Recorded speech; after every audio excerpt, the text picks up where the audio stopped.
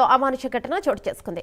4 సంవత్సరాల బాలికపై 70 సంవత్సరాల వృద్ధుడు అత్యాచారానికి పాల్పడ్డాడు. ఇక ప్రస్తుతం బాలిక ప్రభుత్వ ఆసుపత్రిలో చికిత్సను పొందుతోంది. నిందితుడు గోపవరంకి చెందిన నేకూరి ఏలిసాగా పోలీసులు గుర్తించారు. ఇక పొగాకు బ్యారన్ క్యూరింగ్ నిమిత్తం ఇటీవల వచ్చాడని స్థానికులు చెప్తున్నారు. అయితే బాలిక కుటుంబ సభ్యుల ఫిర్యాదు మేరకు పోలీసులు కేసును నమోదు చేసి నిందితుడిని అదుపులోకి తీసుకున్నారు.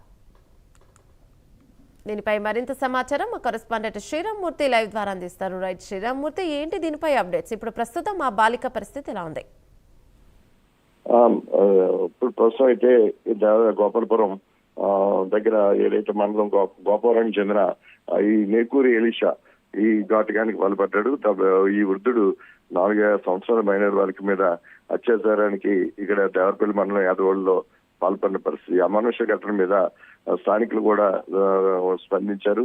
అందరూ కూడా అతను పట్టుకునే ప్రయత్నం చేశారు. అయితే ఇతను ఒక పొగాకు బేరంలో కోరింగ్ నిమిత్తం ఇటీవల ఇక్కడికి వచ్చి పనిచేసుకుంటున్నాడు.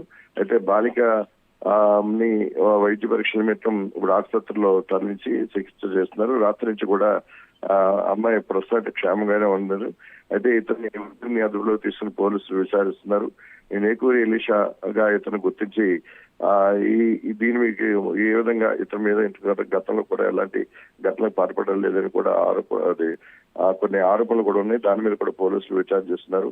అయితే ఈ అమానుష ఘటనని మొత్తం ఈ యాదవుల్లో దేవపల్లి మండలం యాదవుల్లో మండలంలోని ప్రజలందరూ కూడా ముక్తగంటలో ఖండిస్తున్న పరిస్థితుంది. బాధిత కుటుంబానికి అండగా నిలబడ్డారు. వీళ్ళు పొగాకు బేరంలో కోరింగ్ నిమిత్తం అంటే పొగాకు పనుల కోసం వచ్చిన వలస కూలీల్లో కుటుంబానికి సంబంధించిన ఈ బాలిక ప్రస్తుతం అయితే ఇక్కడ ఆసుపత్రిలో కోలుకున్న దేవరపల్లి ఆసుపత్రిలో కోలుకుంటున్న పరిస్థితి.